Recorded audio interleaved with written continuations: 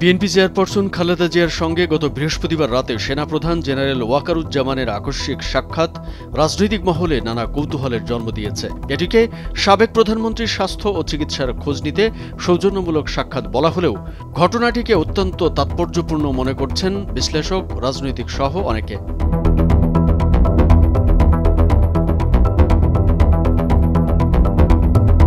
উন্নত চিকিৎসার জন্য শিগগিরই বিদেশে যাওয়ার প্রস্তুতি নিতে শুরু করেছেন তিনবারের সাবেক প্রধানমন্ত্রী খালেদা জিয়া। অসুস্থতার কারণে তিনি দীর্ঘদিন গুলশানের বাসভবন ফিরোজার চার দেয়ালের মধ্যে রয়েছেন। মাঝে মধ্যেই চিকিৎসা সেবা নিতে তাকে হাসপাতালে যেতে হয়। এরই মধ্যেই সেনাপ্রধান সস্ত্রীক তার বাসায় গেলেন। দায়িত্বশীল সূত্রগুলোর তথ্য মতে খালেদা জিয়ার সঙ্গে জেনারেল ওয়াকারুজ্জামানের বৈঠক হয় ৪৩ মিনিটের মতো।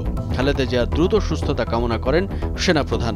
সাক্ষাতের সময় ওয়াকারুজ্জামানের সঙ্গে তার স্ত্রী শাহরানাজ কমলিকা জামানত ছিলেন। অনেকটা আকস্মিক সাক্ষাতের বিষয়টি নিয়ে চলছে নানা জল্পনা কল্পনা। রাজনীতিবোদ্ধারা এটাকে শুধু সৌজন্য সাক্ষাতের মধ্যেই সীমাবদ্ধ রাখতে চাচ্ছেন না। দেশের বর্তমান পরিস্থিতিতে সাবেক প্রধানমন্ত্রীর সঙ্গে সেনাপ্রধানের দেখা করার ঘটনাটি তাই ব্যাপক আলোচনা তৈরি করেছে। সাক্ষাতের ব্যাপারে আন্তঃবাহিনী জনসংযোগ পরিদপ্তরের সঙ্গে যোগাযোগ করা হলে তারা আনুষ্ঠানিক কোনো মন্তব্য করতে রাজি হননি। তবে এটা জানায় খালেদা জিয়ার স্বাস্থ্যের খোঁজখবর নিতে এটা একান্তই সৌজন্য সাক্ষাৎ। রাত 8:30 থেকে অনুষ্ঠিত এই বৈঠকে ৪৩ মিনিট স্থায়ী হয়। অত্যন্ত সৌহার্দ্যপূর্ণ পরিবেশে তাদের সাক্ষাৎ অনুষ্ঠিত হয় বলে জানা গেছে। বিএনপি চেয়ারপারসনের ব্যক্তিগত কয়েকজন কর্মকর্তা জানান, রাত 8:30টার দিকে সেনাপ্রধান ও তার স্ত্রী গাড়িতে করে খালেদা জিয়ার বাসভবনে প্রবেশ করেন। সাক্ষাতের সময় খালেদা জিয়া, ফজলে ইলাহি আকবর এবং সেনাপ্রধান ও তার স্ত্রী ছিলেন। এর আগে সেনাপ্রধানের সাক্ষাতের বিষয় নিশ্চিত হওয়ার পরপরই বাসায় নাশতা তৈরি করে রাখা হয়।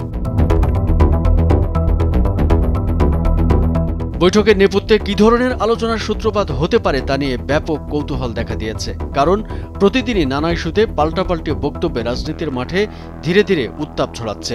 বিএনপির সঙ্গে জামাতের দীর্ঘদিনের পুরনো মিত্রতা থাকলেও কথার মারপ্যাচে একে অন্যকে আক্রমণ করছে। রাষ্ট্রপতির পদত্যাগ, সংবিধান পরিবর্তন ইস্যুতে বিএনপির সঙ্গে বৈষম্য বিরোধী ছাত্র আন্দোলনের বিবাদের জায়গাও স্পষ্ট।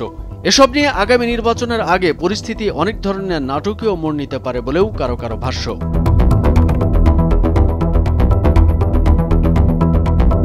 তবে অনেকেই মনে করছেন এই সাক্ষাৎ রাজনীতির মাঠে এক ধরনের বার্তা।